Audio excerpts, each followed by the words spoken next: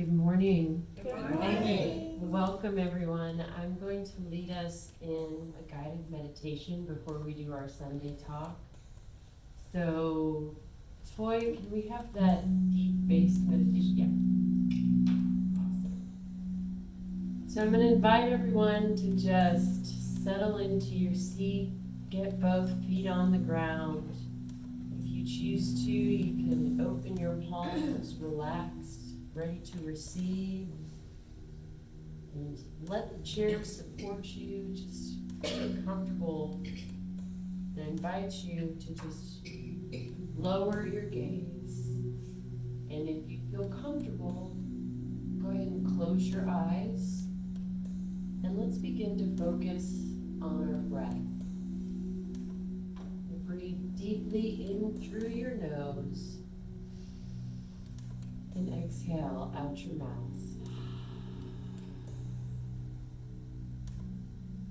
Once again together, in through your nose and out through your mouth.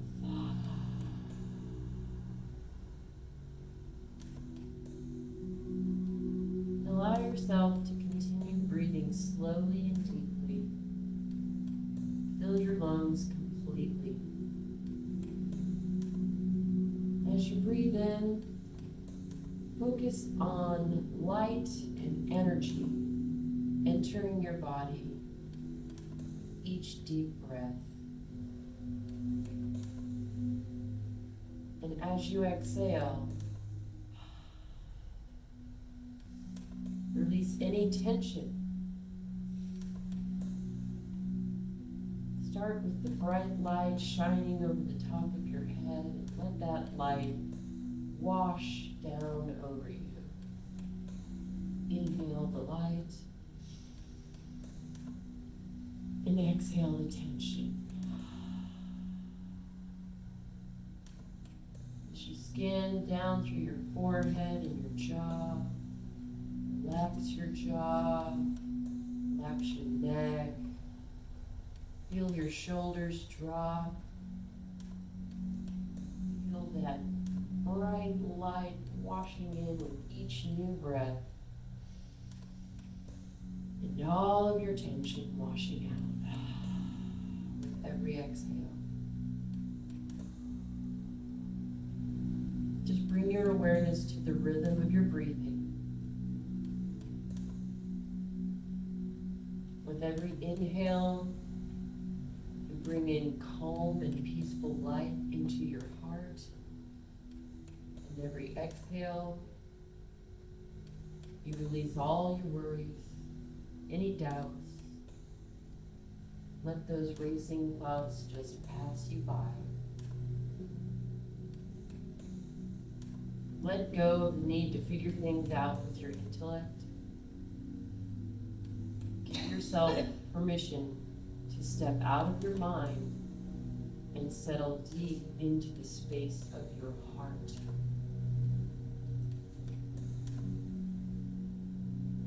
Imagine yourself walking along a beautiful, quiet path in nature.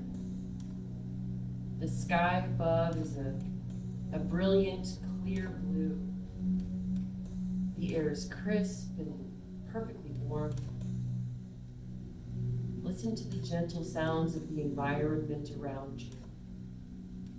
The wind moving through the trees, quiet hum of the insects. You feel entirely safe, grounded, and completely at peace. As you walk, you come to a beautiful, tranquil body of water. The surface is completely still, like a perfect mirror. It's reflecting the vast sky. You sit by the edge of this water, and you realize this still lake represents the deep and infinite wisdom that already resides quietly within your heart. Open your heart to receive gentle, intuitive guidance. Silently ask your divine presence your highest self to reveal what you need to know today.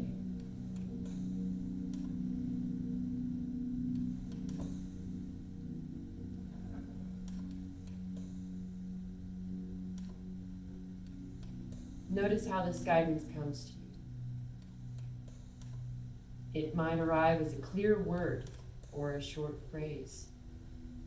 Maybe it's a vivid mental image or a warm physical sensation in your body. Simply a feeling of deep inner peace. Whatever it is, accept it exactly as it comes, without judgment. Take this moment to fully soak in the message. The quiet knowing is a trustworthy compass. It's here to support you whenever you feel lost, or stuck, or uncertain. Now, silently repeat these affirmations to yourself. I call on divine wisdom to guide my steps.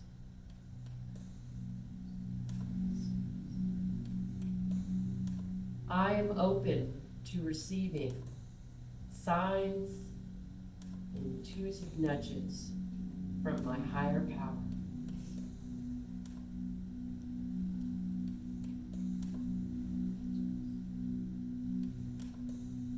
I have the courage to walk on my intended path.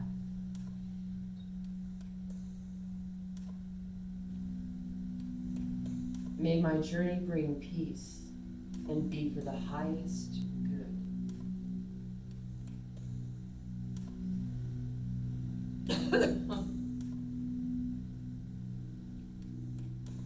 And together, let's breathe again, deeply in through your nose and out through your mouth.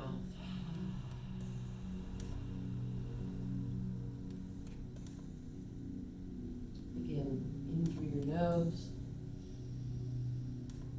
and out through your mouth. We're sealing in this feeling of clarity and connection to your divine self. I invite you back now to the present moment. Give your fingers a wiggle. Let your toes come alive inside your shoes again. If you're ready, you can open your eyes and join us here in our sacred space.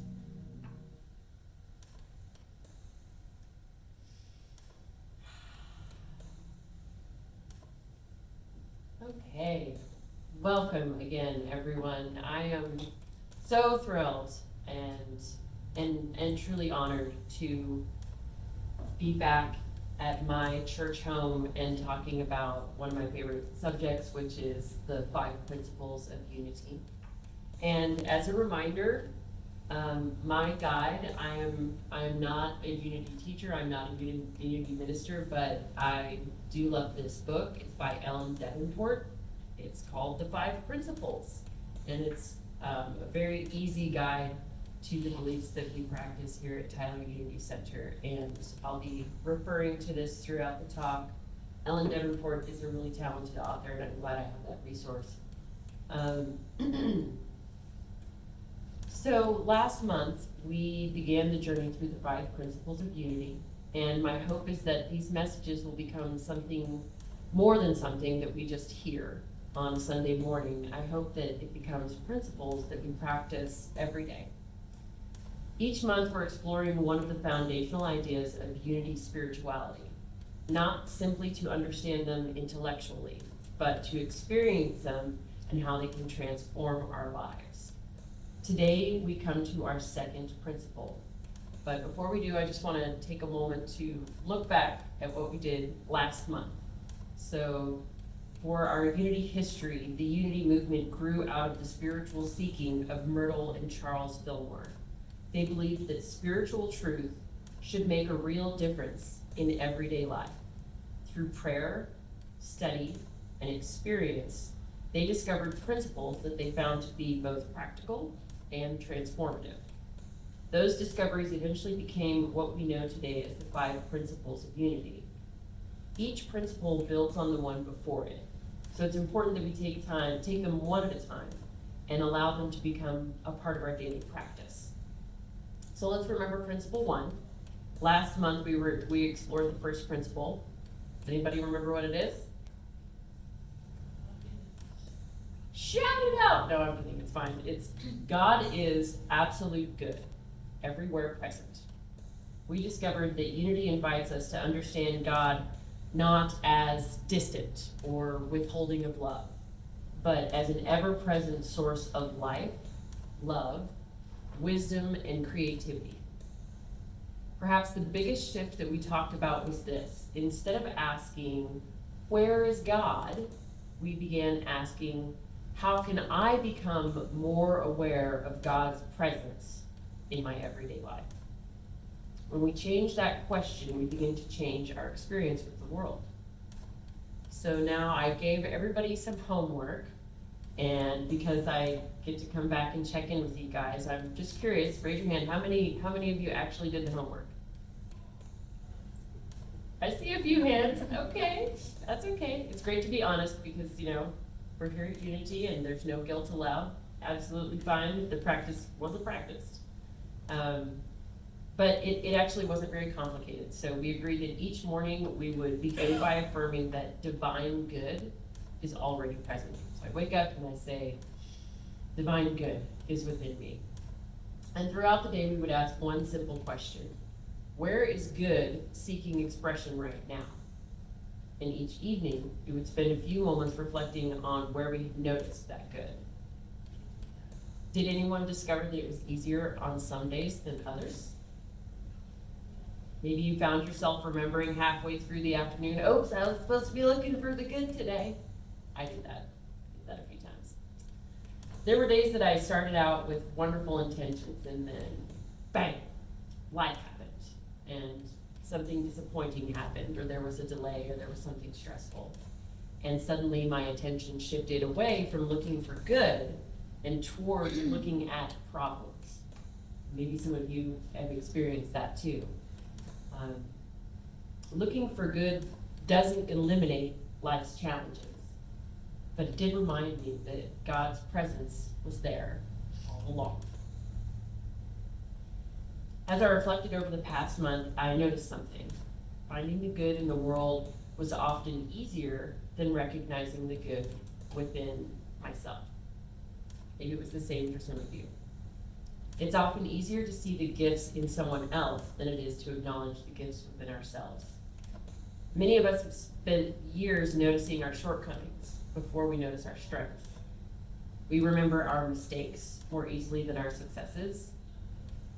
We can believe that God is good, yet we still struggle to believe that something is deeply good within us. And that brings us to today's principle, because if last month we asked the question, who is God?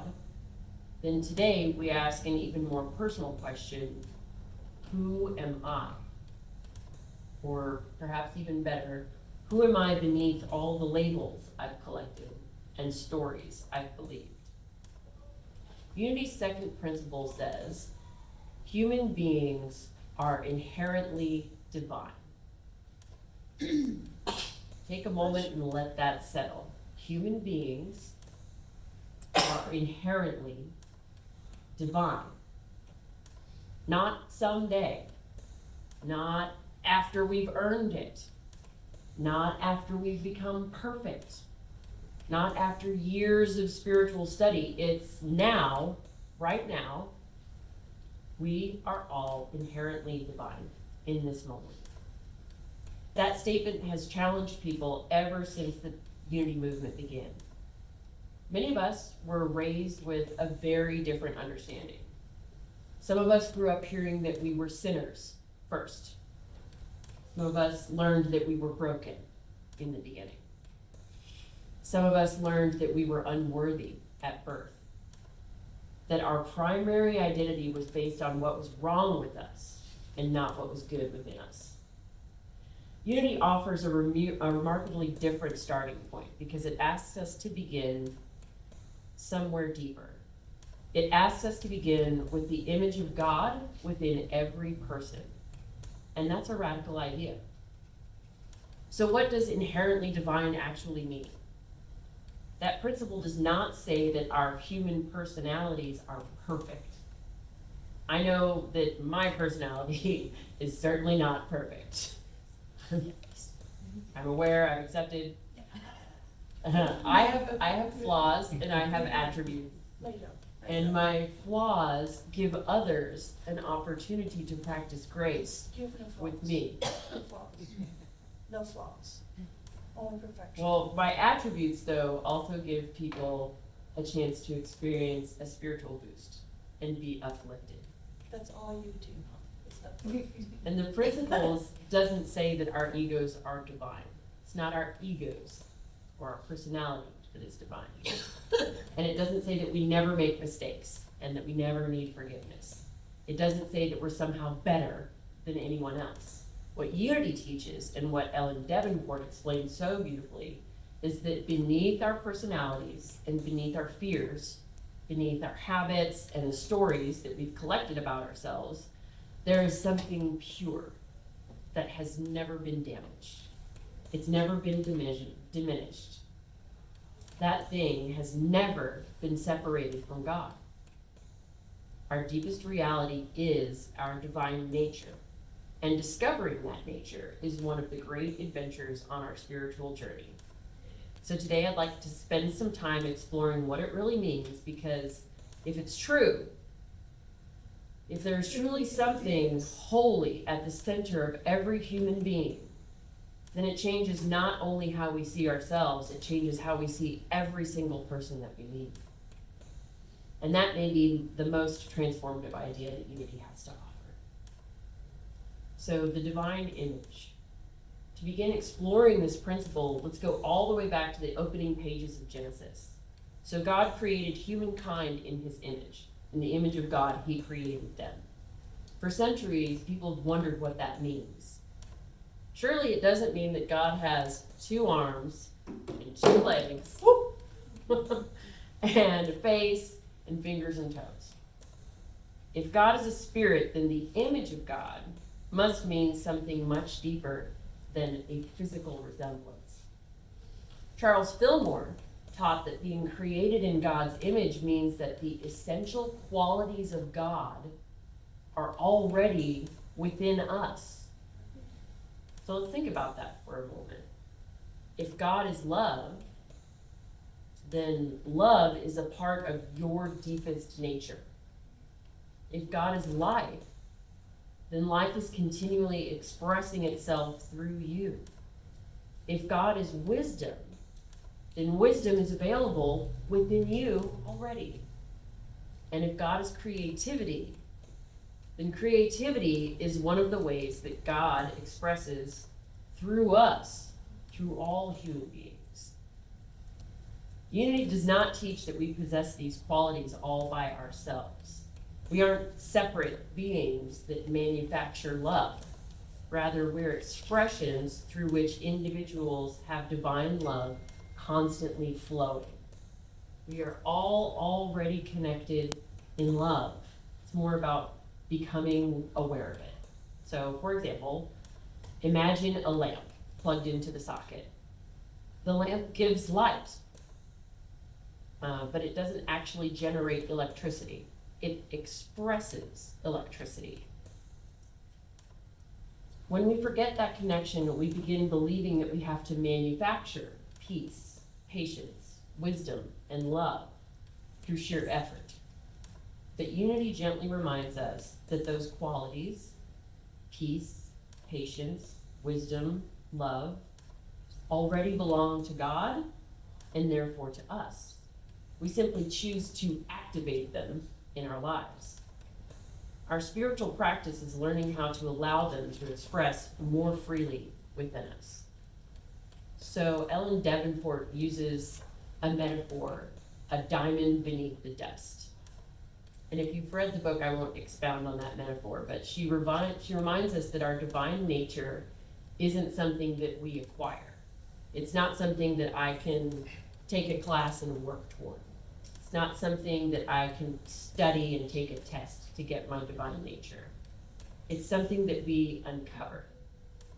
Many spiritual traditions speak as though we're climbing a mountain toward God. And unity actually describes a very different journey. It's less like climbing and more like remembering or uncovering. Have you ever watched someone clean a family heirloom? So maybe it's a silver tray or colander that's been tucked away for decades.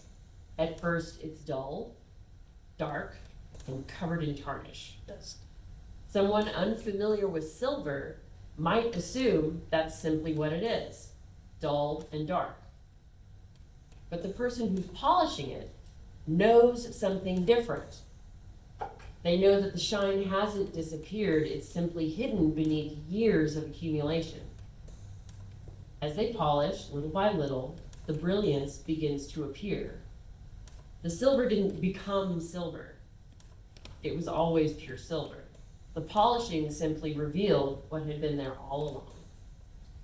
Unity says something similar about us. Life has a way of covering us in layers of disappointment, or fear, or shame, or failure, and those layers separate us from our divine nature. They separate us from our relationship with God. The messages that we receive as children: you aren't smart enough. Labels we've accepted. I'm too old. Or stories that we've told ourselves. I'm broken. I'm not lovable. Those stories begin to feel true only because we've repeated them for years. It's a negative tape that plays over and over in our head on perpetual repeat until we choose to break the cycle. And Unity asks an entirely different question. What if those stories aren't your identity? And they're simply the tarnish on the silver? What if beneath every one of those labels that you give yourself, there is still the original brilliance, the shining of the divine nature that's in you? That's a hopeful way to live. No one is beyond unearthing the truth. No one is beyond healing. The difference between personality and identity. Our personality includes our preferences, our habits, our history, our fears, our strengths and weaknesses. But our personality is not the whole story. Our spiritual identity lies underneath that personality. Think about your own life. You've probably been many different versions of yourself.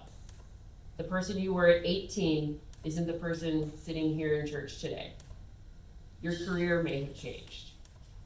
Your relationships may have changed. Your body has certainly changed. I know mine has. Yet through all those changes, there's always been an awareness inside of you. It's something constant, it's something observing, and it's something deeper than all of the changing circumstances that you've ever been in. Unity says that that deeper awareness is much closer to your true identity than all of the temporary roles that you've ever played. You're not simply your job. You're not your success or your failure. You're not your age. You're not your medical diagnosis. You're not the role that you play in your family. Those things just describe the parts of your worldly experience. Your essence is your divine identity. Jesus is a great example. One of the questions spiritual seekers ask is, if we're all divine, then what makes Jesus unique? And Unity has always answered that question in a really beautiful way. Jesus demonstrated what is possible when someone lives in complete awareness of and connection to their divine identity. Rather than seeing Jesus as an exception that we could never hope to resemble, Unity sees Jesus as a way shower. His aim was to show us what is already true about every one of us. Jesus didn't say, "Admire me." Jesus didn't say, worship my abilities. He constantly invited people to awaken, to believe in something greater than themselves, and to remember, to recognize God's presence within themselves and within others. So why does that matter in everyday life? So someone might reasonably ask, yes, this is interesting theology, but how does that help me on Monday morning? So I think it could change everything. Perhaps suppose someone is criticizing you. If your identity depends entirely on somebody else's opinion, then their words can shake you. It can rattle the essence of yourself.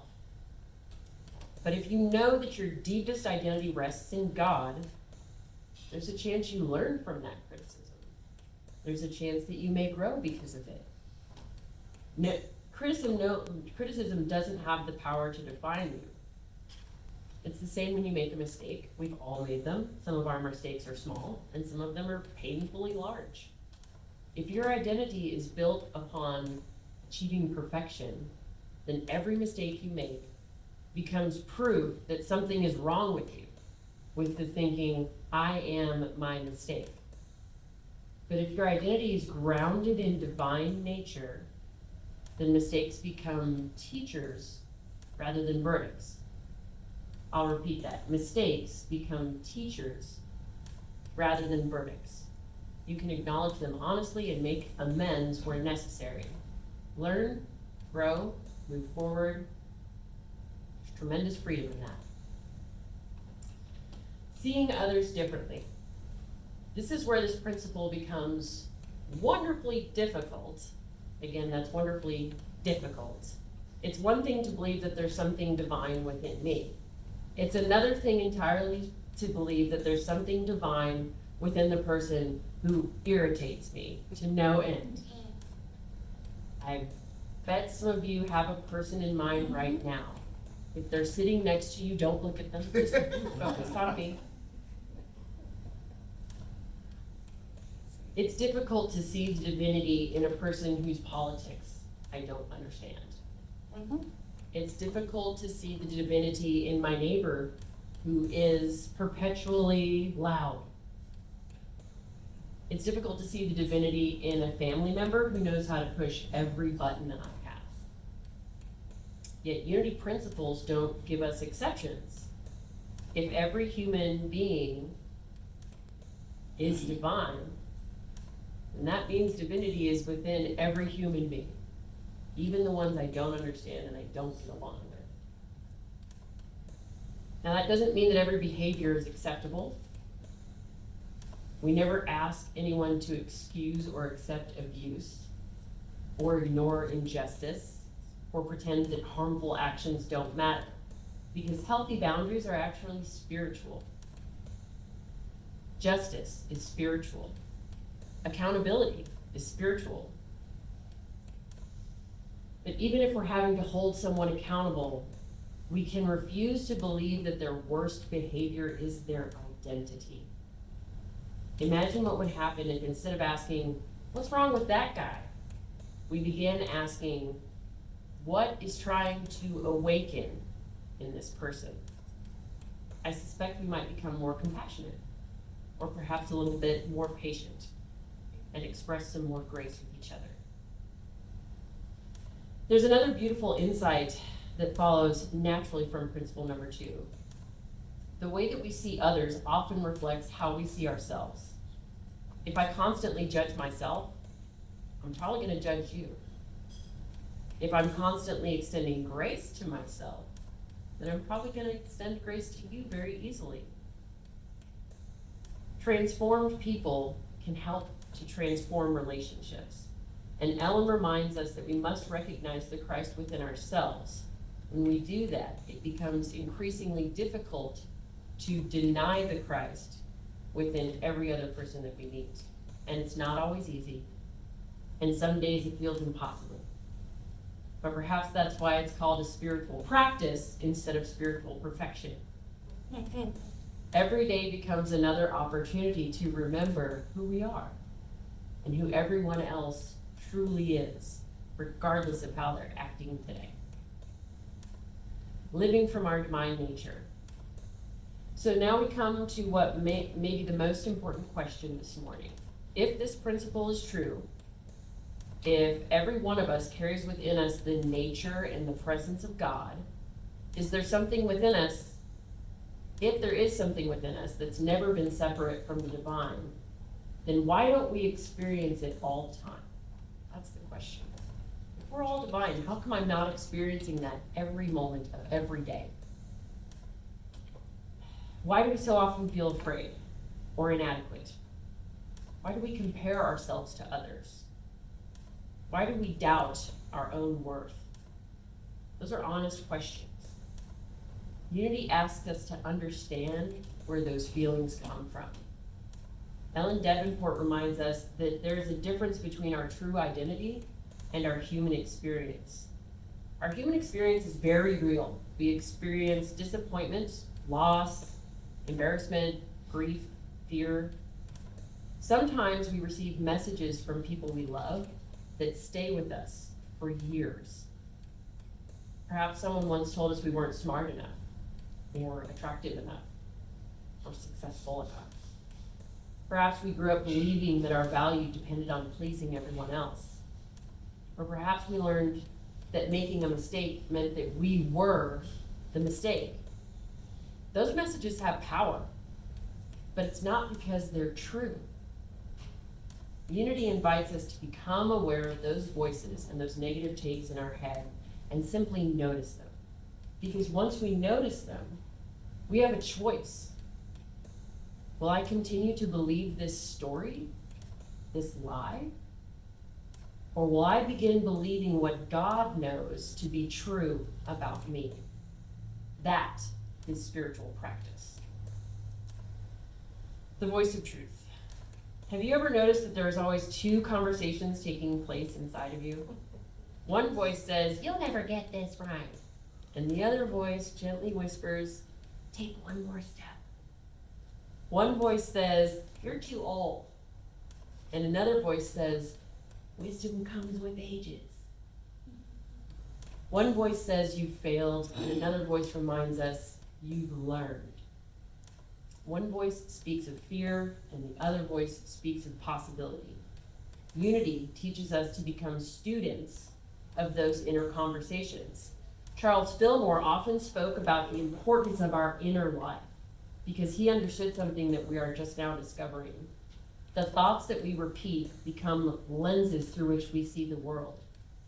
If I spend every day telling myself I am inadequate, I'll be acting as though that's true. It isn't positive thinking for its own sake. It's choosing to agree with spiritual truth rather than holding on to old conditioning. So let us wonder together, how would my day change if I saw myself the way that God sees me? What if I took away the lens of accomplishment or the lens of comparison? What if I removed the lens of regret and saw myself through the eyes of unconditional love? That might be difficult for many of us. We're usually much kinder to our friends than we are to ourselves. What if this month we became aware of God's interpretation of us? Each time we catch ourselves speaking harshly to ourselves, what if we paused, full stop, and say, would God say this to me? I suspect the answer would be no. God would invite us to grow. God would invite us to glow. God would invite us to have some inspiration. Now comes the harder assignment. It's one thing to remember the Christ within ourselves, and it's another thing to remember the Christ in someone who's testing your patience. I think every one of us can identify with that. This is where principle 2 becomes real. It's easy to speak about divine nature in church, and it's harder in real life. Think about the way Jesus looked at people. Again and again, he saw beyond appearances. He saw beyond fear and doubt and labels that people carried. He saw the Christ within them before they could recognize it within themselves. Unity invites us to practice seeing one another in that way, to look beyond personalities and mistakes and first impressions, and to remember that every person is, at their core, an expression of the divine. Isn't that what all of us are longing for? To be seen, not for our mistakes, but for our possibilities? So let's become someone who calls forth the best.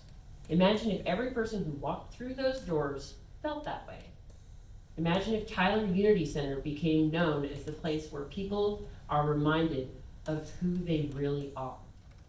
The place where everyone feels genuinely seen. Imagine greeting one another with the silent awareness. There is someone sacred in front of me. Would our conversations change? Maybe. It can change how we relate.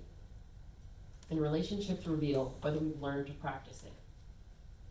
So, a spiritual practice, should you choose to engage for the next month, is this. First, every morning before you begin your day, I invite you to just look in the mirror and not to brush your teeth, not to examine your appearance, not to comb your hair. Don't evaluate yourself. Just look in the mirror and look into your own eyes and affirm out loud, "The Spirit of God lives in me. Today I choose to live from that truth." It may feel awkward, and that's all right. Sometimes truth feels unfamiliar simply because we've practiced self-criticism for so long. Second, once each day, choose one person, perhaps someone you know well, or maybe a stranger, and silently bless them. And don't tell them about it. Simply pause and think, the divine lives in you too. And that's all. You may be surprised at how it changes the way that you interact with people. Third, if you catch yourself saying something unkind about yourself, pause, take a deep breath, and simply say, "I'm still learning," or "God isn't finished expressing through me yet," or "I am more than this moment." Little by little, those new thoughts can begin creating new pathways within us, and eventually, they can begin to feel more natural than the old ones. As we prepare to leave this morning, I'd like for you to have one final thought. Every person who walks into this sanctuary carries invisible stories. And some of them are joyful, and some of them are heartbreaking. Some of those stories are about success, and some of them are about struggle. But underneath all the stories, there is something that is unchanging. There's something holy. There's something eternal. And Unity calls that our divine nature. So this month I invite you to spend less time thinking, "What's wrong with me?"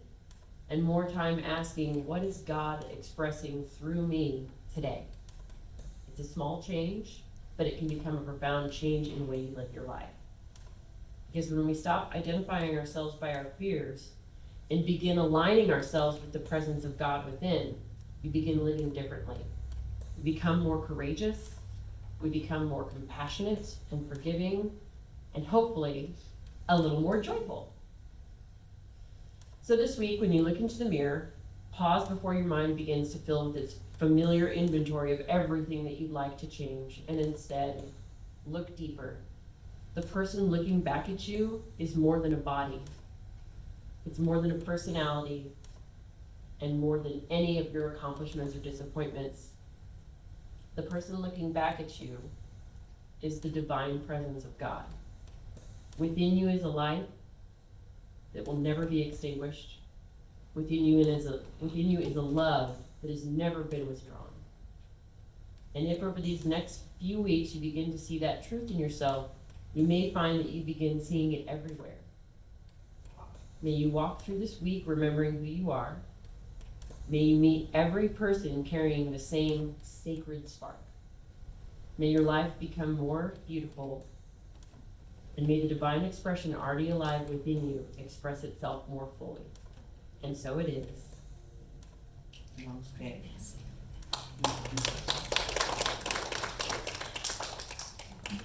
Mel, can you express that affirmation one more time?